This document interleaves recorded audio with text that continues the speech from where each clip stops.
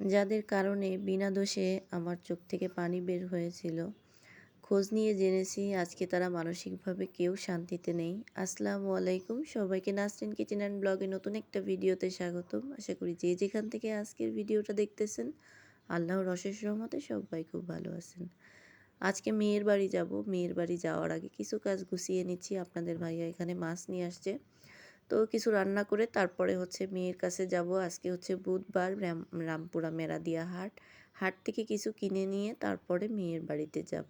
তো যাওয়ার আগে স্বভাবতই আমি আমার মেয়েকে সবসময় জিজ্ঞেস করি কী আনবো তোমার জন্য।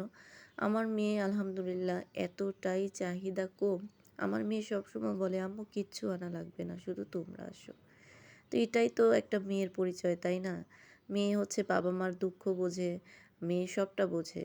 আর আমার মেয়েটা আসলেই আলহামদুলিল্লাহ আল্লাহর কাছে অনেক অনেক শুকরিয়া যে আমার এমন একটা লক্ষ্মী মেয়ে আল্লাহ আমাকে দিয়েছেন।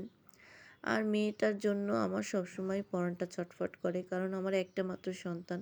আমার মেয়েটা বিয়ে হয়েছে, ও শ্বশুরবাড়িতে চলে গেছে। আমার একা একা থাকতে একদমই ভালো লাগে না।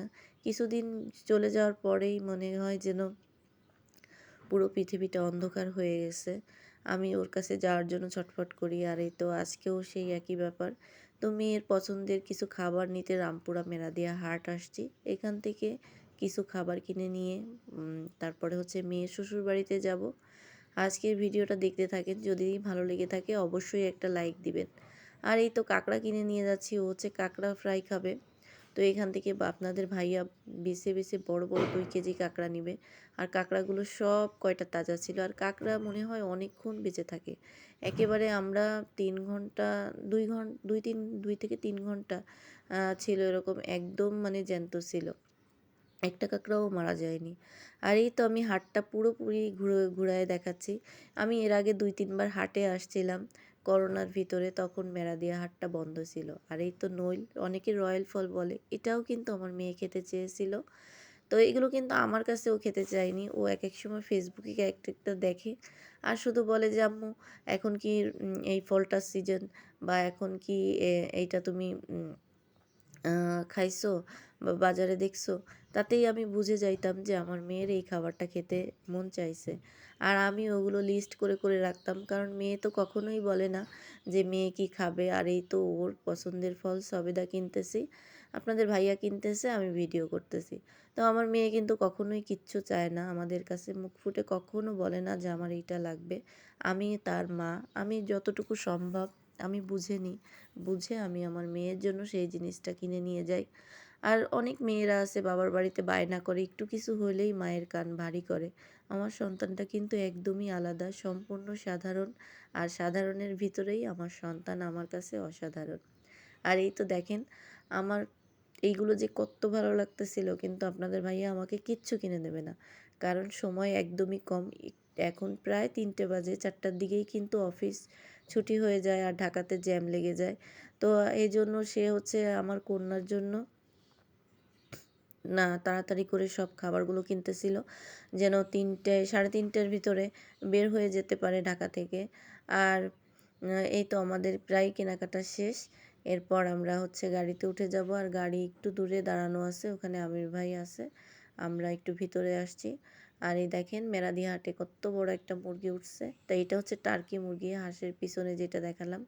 তো আমাদের কেনাকাটা শেষ। আর কিছু মুদি আইটেমও আপনাদের ভাইয়া কিনছিল বাসার সামনের দোকান থেকে। তো ওগুলো আর ভিডিও করে দেখাইনি। আসলে মেয়ের জন্য তো সবসময় টুকটাক অনেক কিছুই কেনা হয়, আর সবটা তো ভিডিও করে রাখা সম্ভব না। তাই এখানে কিন্তু অনেক খাবার কিনেছি, এগুলো ভিডিওতে বোঝা যাচ্ছে না। এখানে বরিশালের কলা নিয়েছিলাম, তারপরে কিছু মাছ, কাঁকড়া, তারপরে হচ্ছে ফল, তারপরে মুদি আইটেম, মেয়ে চকলেট, কেক এগুলো পছন্দ করে, এইগুলো আরও অনেক কিছু নিয়েছি।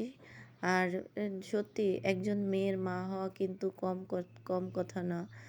মেয়ের মা হতে গেলে কিন্তু অনেক ধৈর্য থাকা দরকার। মানে দিন দিন যত আমার বয়স বাড়তেছে, অভিজ্ঞতা বাড়তেছে, আমি বুঝতে পারতেছি যে একজন মেয়ের মা হওয়া খুব কষ্টের বিষয়। কারণ আপনি ছেলের মা হইলে কিন্তু আপনার ঘর ভরে যাবে, আর আপনি যদি একজন মেয়ের মা হন আপনার ঘরটা কিন্তু ফাঁকা হয়ে যাবে।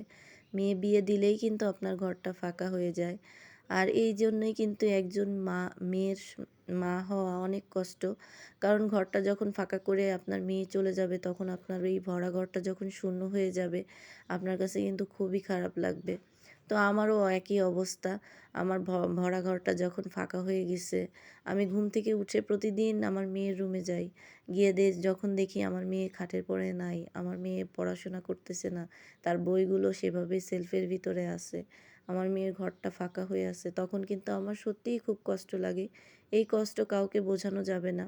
আর এই তো আমরা কেনাকাটা করে এলিভেটেড এক্সপ্রেস দিয়ে তারপরে মেয়ের শ্বশুরবাড়ি যাব। আর এখান থেকে গেলে কিন্তু বেশি একটা সময় লাগবে না, মাত্র 1.5 ঘন্টায় আমি আমার মেয়ের কাছে পৌঁছতে পারবো। তো সবাই ভালো থাকবেন, আমাদের জন্য দোয়া করবেন, আমিও আপনাদের জন্য অনেক অনেক দোয়া করি।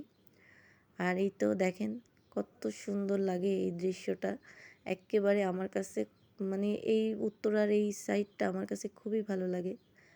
তো সবাই ভালো থাকবেন।